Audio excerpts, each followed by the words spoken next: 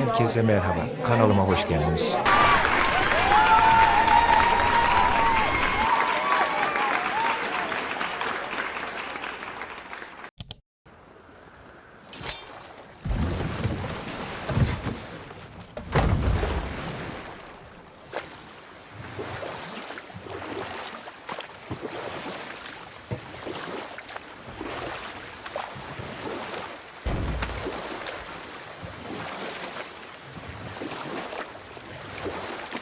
Mimir, why did you say Tyr felt responsible for what Odin did to the giants?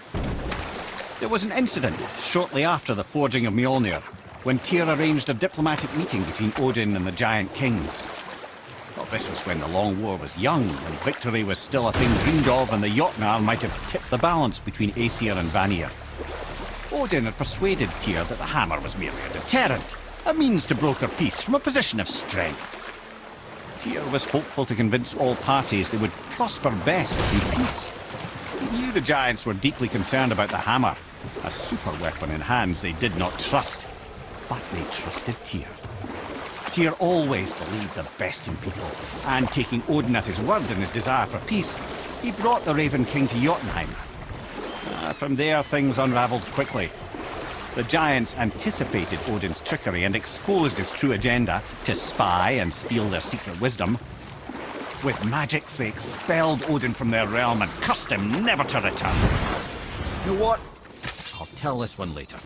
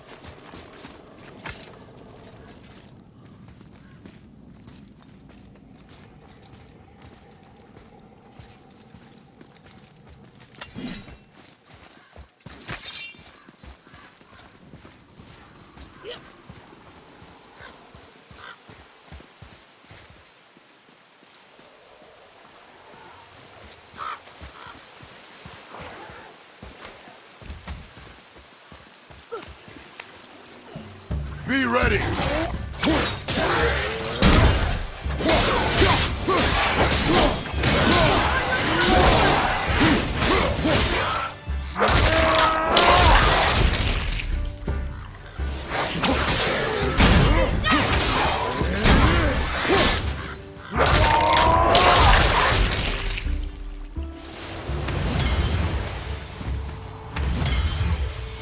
I almost wish they were harder. Is that weird?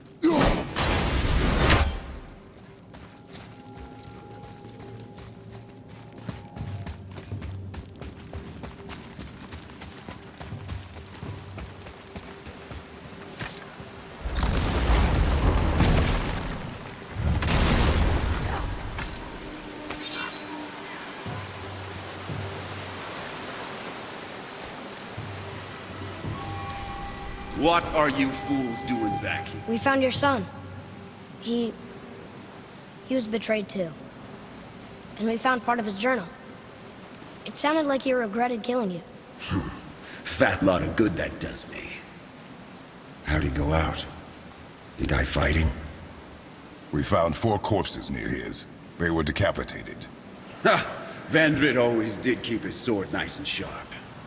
A lesson he picked up from me. He's a backstabbing bastard, but knowing he's in Valhalla sets me at ease. Thanks. We did a good thing. I'm glad we came back here. That thief did not deserve the peace you gave him. Maybe so. Still, it feels good to help people. Even the dead ones. So much like your mother.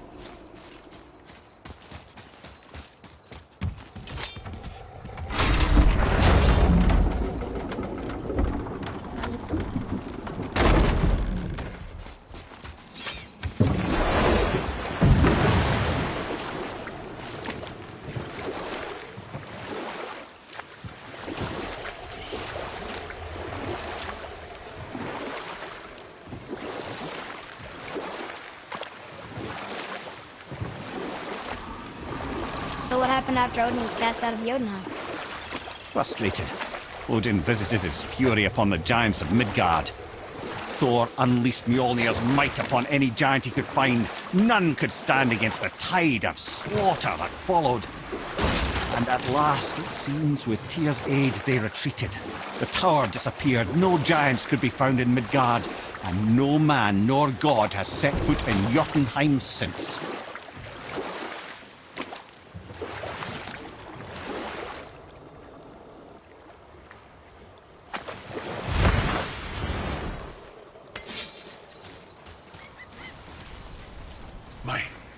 My men are...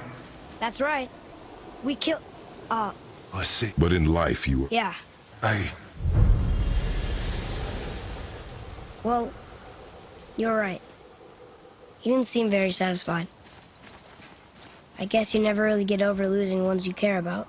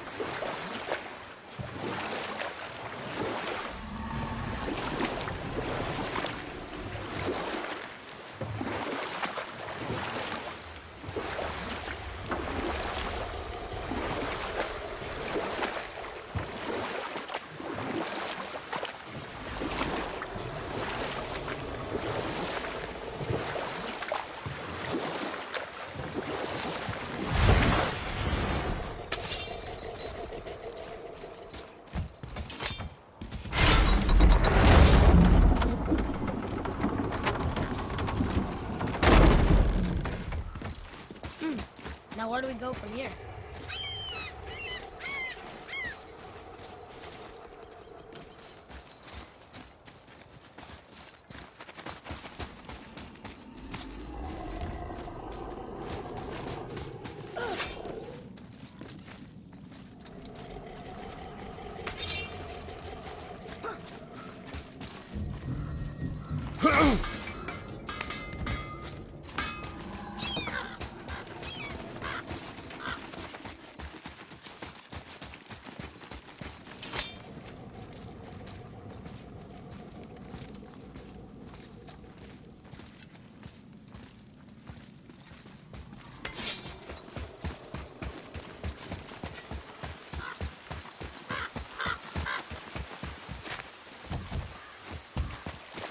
I don't know what we're still doing here.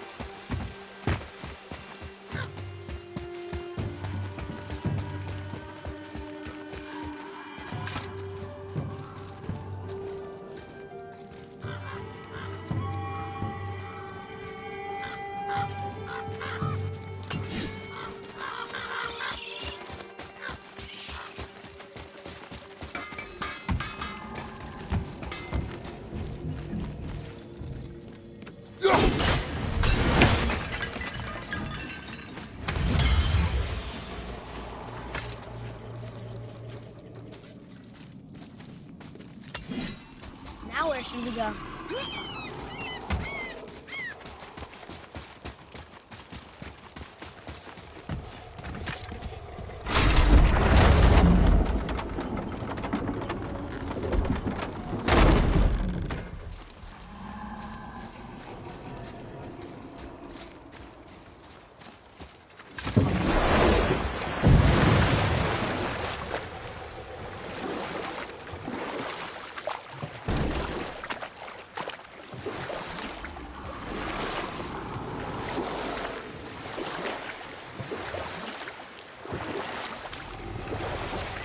The mirror. There was a shrine about a giant lady with lots of books and visions. Ah, that would be Groa, the Knowledge Keeper.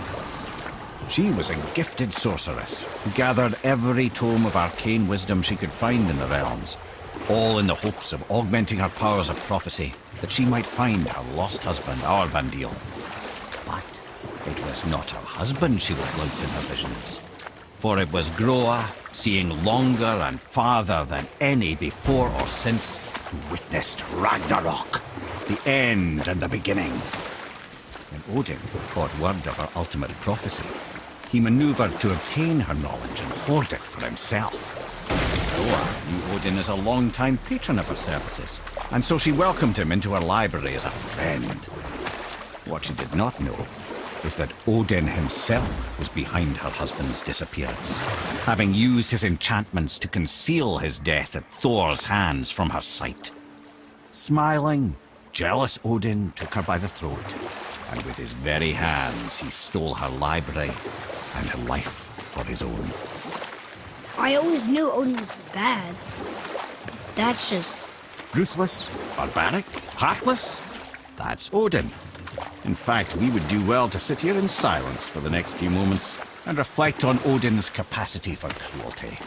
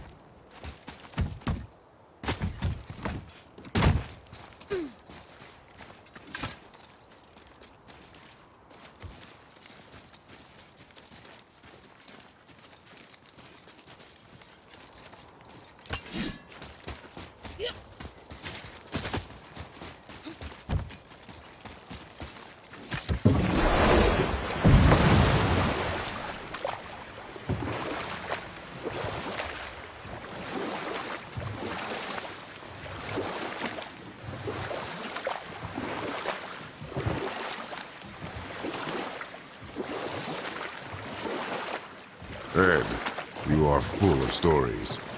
When will you tell one that entertains? I beg your pardon? He just insulted you. Yeah, I got that. So you want a corker, do you? Very well, my brothers. I'll tell you the story of Hrungnir, the brawler. The real story. There was a huge battle, right? His shrine had him in the middle, fighting off Aesir. A pretty story, but no. Hrungnir, you see, was born with neither head nor heart. So the giants had to complete him with stone. He was strong, to be sure, but also a perfect simpleton. Odin met him wandering in Midgard one day. Found him so amusing, so harmless, so gullible, that he invites him back to his palace in Asgard. There he gives Hrungnir his fill of mead, and goads him into all manner of boasts and antics, all for the amusement of the court. I was there. I set upon his shield and swore he'd kill us all and take our womenfolk back to Jotunheim. Then Thor shows up. And does he laugh? Oh, no. Thor takes one look at the drunken stone buffoon and brings down Mjolnir on his head so hard that he's got chunks of Hrungnir in his own skull to this day. Thor is so startled by the face full of rock, he doesn't notice Hrungnir's body topple right onto him with a sickening crunch. And again, the roars of laughter echo through the palace halls. That's an awful story, Mimir. Nothing like the ones Mother. Truth is seldom so pretty as myth and legend.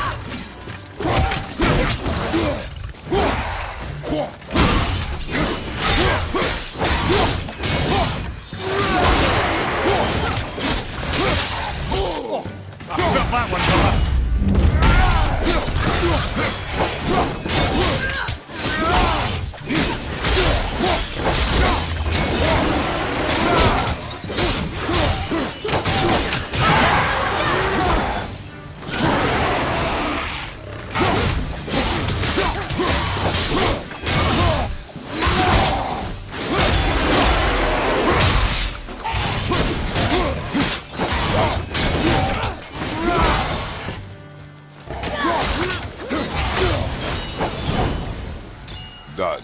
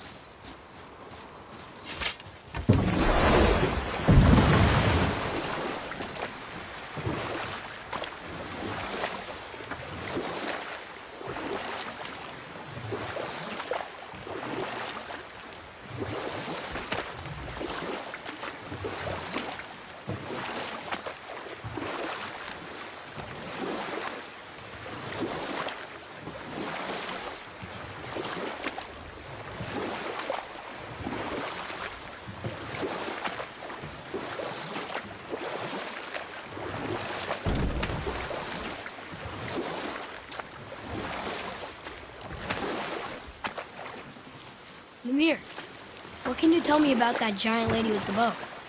She was called Skadi, Queen of the Hunt. Her father was Thiotzi, who could take the shape of any wild creature, and taught Skadi how to hunt them all. From the ribs of pack beasts, she fashioned second feet, allowing her to glide upon the snow so no animal could evade her. She became a huntress beyond compare, even to any god. Odin himself wanted her for his bride, believing she would bear him strong sons. But she spurned his affections, and for that insult, Odin vowed revenge. It was put forth that the Aesir were plagued by an eagle who would steal the precious golden apples of Idun. Not even the finest archer among the gods could bring it down. Odin knew that Skadi could not resist the temptation to prove herself superior, and so she joined the hunt. Skadi tracked the eagle as it flew where she alone could glide, and loosed an arrow from her unerring bow. When she collected her quarry, she found no eagle at all, but her own father, poor Thiotzi, slain by his own daughter.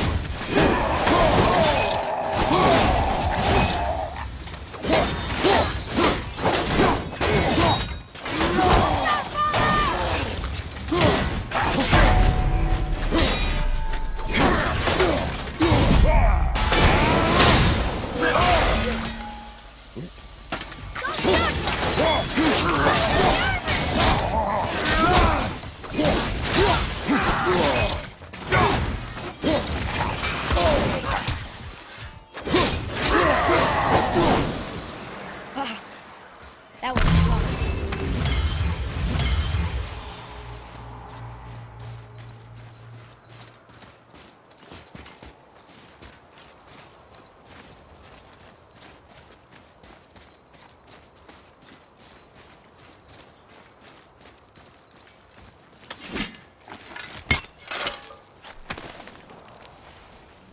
Treasure!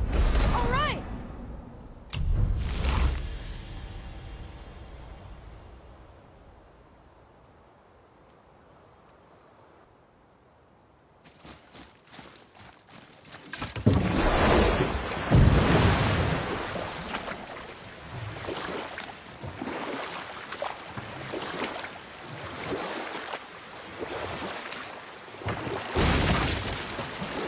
What's that down there?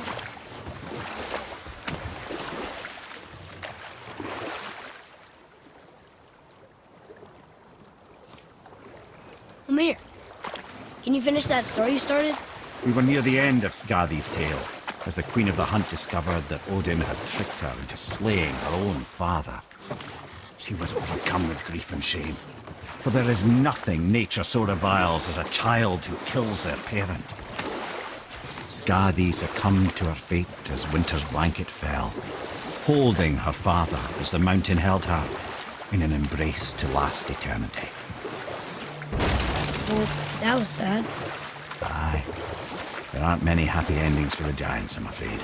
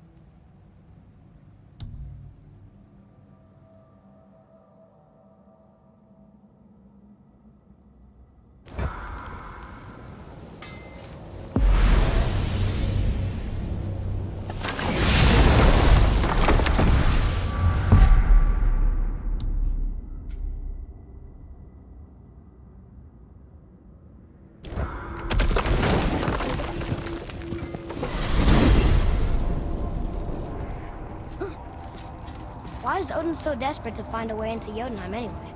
He's convinced the giants hold the key to changing his fate when Ragnarok comes. They are the Aesir's oldest enemies, after all, and it's their army that's supposed to do him in the end. But more than that, he covets their gifts of prophecy. He wants to know what they know and see what they see. So much suffering could have been avoided if his insatiable curiosity was not so much stronger than his wisdom. What do you mean? Remind me to tell you why they call him the Lord of the Hanged.